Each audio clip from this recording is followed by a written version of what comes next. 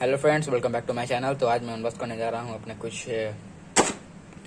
एक पैकेज है जिसको कि मैंने फ्लिपकार्ट से बाय किया है। तो चलिए स्टार्ट करते हैं वीडियो को।